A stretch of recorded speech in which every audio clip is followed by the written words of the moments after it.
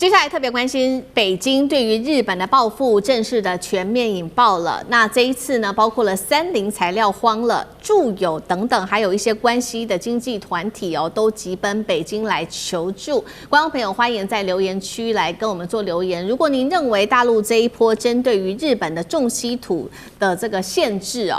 跟報復跟制裁能夠重傷日本的這個不管是製造業、軍工或者是科技業，留言寫1。如果您認為這個傷害還不算太大，可以留言寫2，跟我們一起做互動。那另外，其實現在 G7 也一同開會說要一起降低對於大陸稀土的這個依賴度，要降到50%以下。今天就這些議題，我們會一起來做關心。好，我們現在來看到的是最新消息，中國對日本的稀土管制現在開始正式的全面發酵，衝擊我們可以說是一波比一波更猛烈。最新消息是，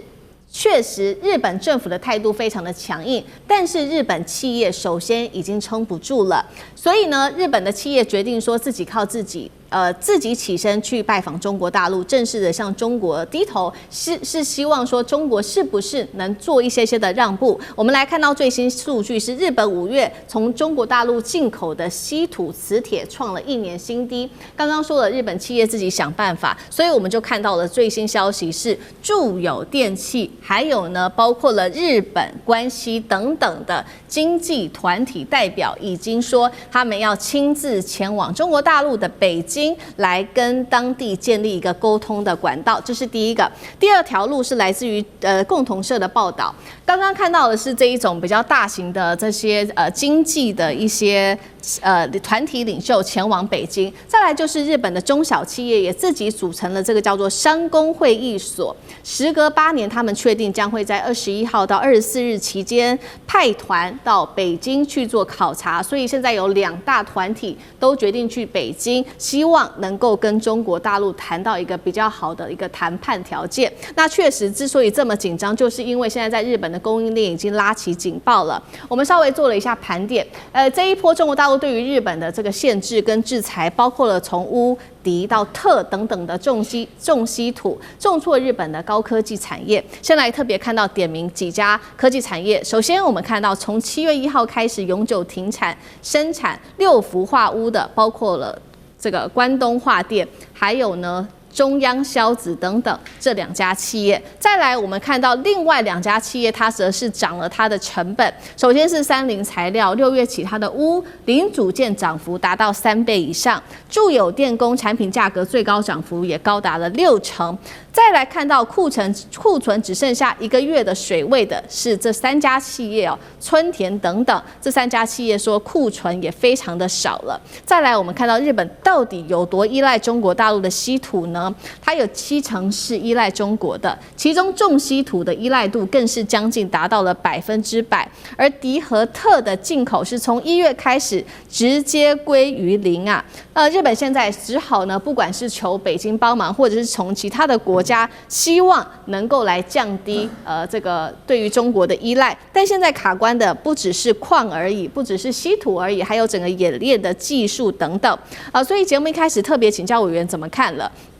住友電器，還有包括日本關係2大經濟團體，還有我剛剛提到的中小企業組成的商工會議所，都前往北京，希望大陸能夠鬆綁。大陸會回應一個比較良善的回應嗎？還是會繼續的做卡關？那這對於日本的重工業會有多大的一個衝擊？委員怎麼看？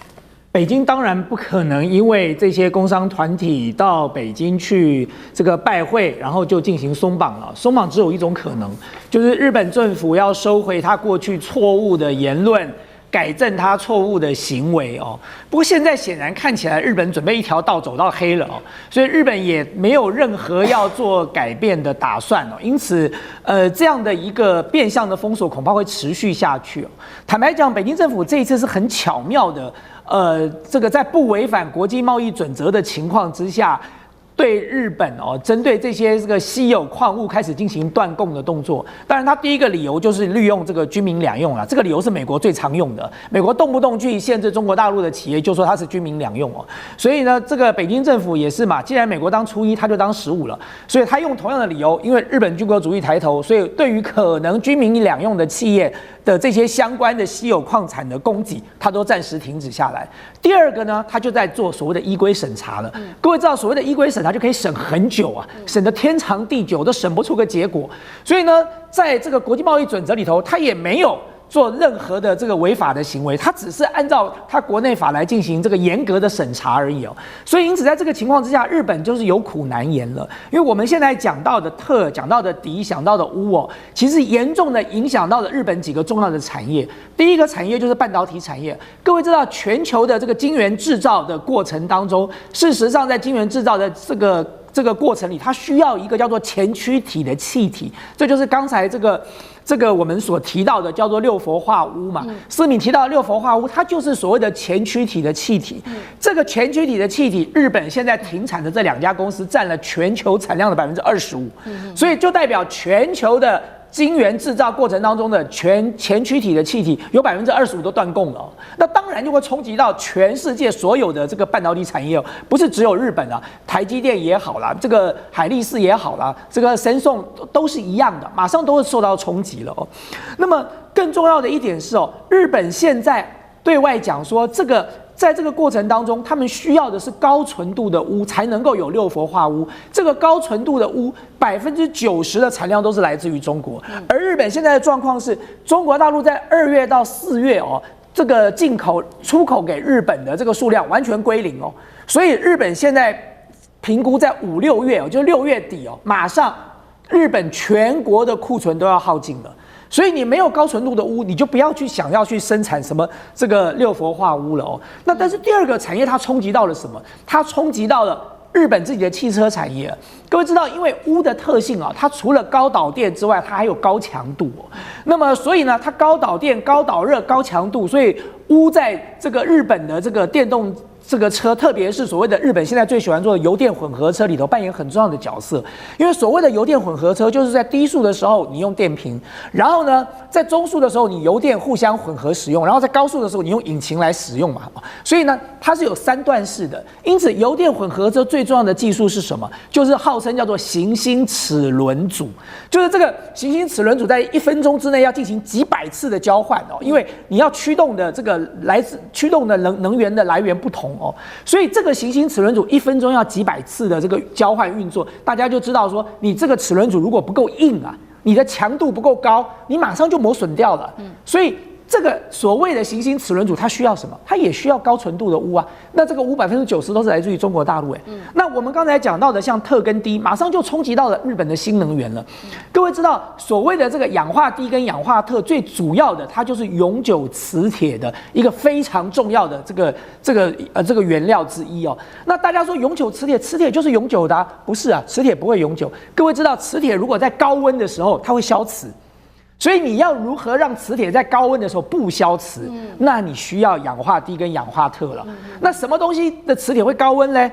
電動車的馬達會高溫啊。電動車馬達的磁鐵會高溫，因為它在高速運轉的時候，它會產生很大的熱量。可是如果你沒有氧化特跟氧化鋰，你馬上就消磁了。你電動車的馬達在高溫馬上就不用跑了。那你更不要講像風力發電機。它也是一樣，在高溫的時候，它需要有永久磁鐵，否則一消磁之後，所謂的風力發電機也不要運作了。那你還有呢？電動車的這個電池啊，我們要做的就是快充。我剛才講過，像這個純化鎢哦，它非常重要的一個特點，它是高導電性啊。所以呢，通常這個電動車的快充電池就需要鎢來作為這個導電的材料。如果這些東西都沒有了，我們剛才講到了特沒有了，鋰沒有了，鎢沒有了哦，那麼你接下來對日本來說，半導體的產業也好啦，新能源的產業也好，電動車的產業也好啊，都會受到很大的衝擊的。好，這個是中國大陸這一次對於日本的重稀土的限制哦，影響的範圍非常的大哦，從半導體一直到電動車，一直到這個甚至是其他的能源產業，像是風力發電，都會受到嚴重的打擊。那接下來日本怎麼做呢？去北京尋求一些化解這個管道，真的有效嗎？那呂艦長又怎麼看？其實這些都是徒勞無功的。真正有效的方法就是高市早苗，收回所謂的台灣有事論，就這麼簡單而已。而且中國大陸也始終沒有提高任何的條件，要求的就只有這麼一項，其他的你們誰去都一樣，不用再浪費時間、浪費錢了。那剛剛呢，那個大千委員跟我們詳細的解釋一下6氟化鎢的部分啊，那鎢的部分已經很清楚了。那鎢的部分呢，其實最大的產地在哪裡？就是中国啊。那中國的產量可以達到67000噸。那我們看到第2名是哪裡？第2名是越南。越南是多少？3500噸，那是零頭啊。那第3名呢是俄羅斯，俄羅斯又是2000噸，通通都是零頭啊。而且这個裡面其他的國家加起來都沒有中國大陸的單一產量多，所以其實沒有用。第2個問題出現了，6氟化鎢的氟氣，這個到底是哪一個國家產最多？全世界的產量是950萬噸，中國大陸的產量590萬噸，也就是我又超過一半的產量在中國大陸。所以為什麼我們講到關東電話跟中央消脂，他們說永久停工，原因就在這裡，也就是他們2個最重要的一個氟氣，另外一個鎢，全部都掌握在中國大陸手上，那他們還能做什麼呢？那另外有關於那個日本到處尋找，之前不是大家都哎呀稱之好棒棒啊！地球號它的這一個到了日本最東側的南鳥島的6000公尺的海深下去挖稀土啊，結果是什麼呢？結果我們就看到了，日本還在繼續找稀土，就代表這個很貴啊！你根本你要挖6000公尺的這個稀土上來，你還要風乾，你還要做煉解。對不起，你日本還真的不會。那至於說我們剛剛還提到，他要到這個格陵蘭去開礦啊，那你真的是要觸怒川普嗎？那個格陵蘭是川普口中的第51州，川普要的只是一個冰山的一個島嶼嗎？不，難道那個格陵蘭上面有稀土，川普不知道嗎？還等你來挖，對不對？所以輪不到你。那這已經是我們講第2個地點，第3個地點他又找到了蒙古。那他找蒙古，他覺得哎呀，終於找到一個志同道合的，偏偏不是如此。因為蒙古一直都在走第3鄰國的這一個政策，那它的第1鄰國、第2鄰國分別是中國大陸跟俄羅斯啊，這2個國基本上陸運就封死了，又不臨海，所以我們這樣講，那他們都認為可以空運啊，那真是更棒啊！空運的水準是1噸大概是2000美元左右啊，那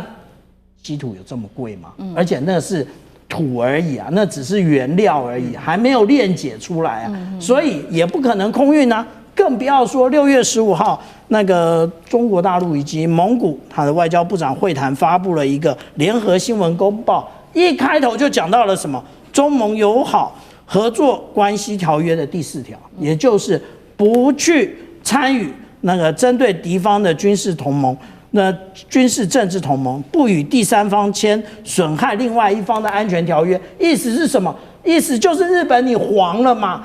稀土也不可能賣給你啊，因為中國大陸直指稀土根本就是那個日本它的一個軍工最重要的一個那個來源，那個最重要的原料。所以我們這樣講啊，這個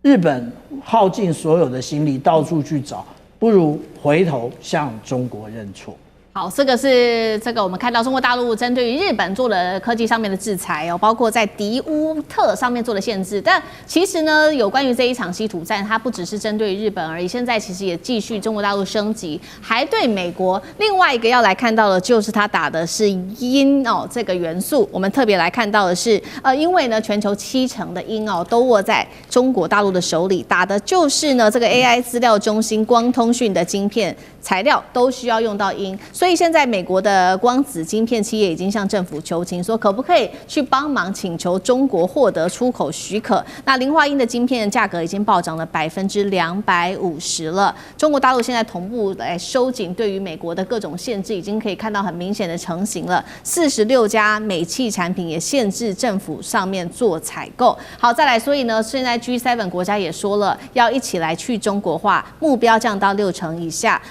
其實這內部也有非常多的分歧。韓國因為呢不想要打壞跟中國的關係，沒有加入。那意大利最近跟這個我們知道跟美國的關係也很差，所以也沒有加入在當中。G7 有可能真的把他們這個稀土的依賴降到所謂60%或者是50%以下嗎？中國大陸打的這個這個戰爭，能夠逼得這個美國對他做一個 AI 的精準打擊嗎？楊老師又怎麼看？其實現在我們都了解哈，從稀土這個問題開始，大家才發現到，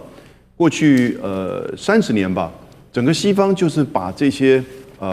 不環保，然後呢這個效能低，然後高成本的這些原料的這個部分啊，以及基本的代工啊，它都往海外移，往海外移，他覺得就是便宜的人力，然後呢土地，然後呢這個環保的一些規定。所以這其實是一種在一個就是我們叫做世界體系當中啊，它是扮演核心，然後它對這些邊陲或半邊陲的國家去輸出一些它不要的夕陽工業的技術啊，或者是基本原料的產生。結果呢，中國的這個整個製造業的崛起，它是全供應鏈的發展哦，因為它知道。處於這種地緣競爭，特別跟美國的這個競爭，跟西方的競爭，它的體量規模這麼大，遲早有一天，很快就整個絕對數字而言，他們會感覺到威脅感。哦，這個30年前，我覺得他們其實很清楚，中國大陸就很清楚，所以它需要一個全供應鏈的這種掌控。那當然也因此可以降低成本。所以你就看到為什麼從稀土、稀有金屬到有一些，甚至你看最近看到的金剛石、人工鑽石的這些發展，然後呢，因為隨着整個科技技術的這個提升，它更多的應用面出來了。原先只想到它可能是一個簡單的原料，到後來發現到它是現在這個科技工業在半導體在各個方面最核心啊所需要使用，比如說永這個永久磁鐵，或者是鎢，或者是銦等等之類的。所以這個時候，美國跟這些西方國家才回過頭來說，想要建構自己的供應鏈，完全來不及。緩不濟急，同時成本過高，沒有技術，沒有製程，就面臨到稀土的台積電。中國的稀土公司就是如此。還有另外一個，你這種所謂去風險化的風險，這個永遠是你自己面臨到的問題。而且中國沒有對全世界禁止啊，他其實還是希望維持一個國際合作。所以只要你願意跟中國做國際合作，你這些原料都沒有問題。只要你不去這個，就是說去發展再軍事化，或者是這種新型軍國主義啊，要去搞抗中保日，那當然他對你的軍工業發展，那你只不過投入更多的錢做一件你自己本身其實不會有任何成效的事情。中國也沒什麼意見。所以我是覺得這個各國的政策哈，我們看到韓國，看到有一些像是德國啊，甚至西班牙，這個政策這腦袋就很清楚，就不會說想要去跟中國搞對抗。那但是呢，我們看到日本啊，甚至像是這個法國，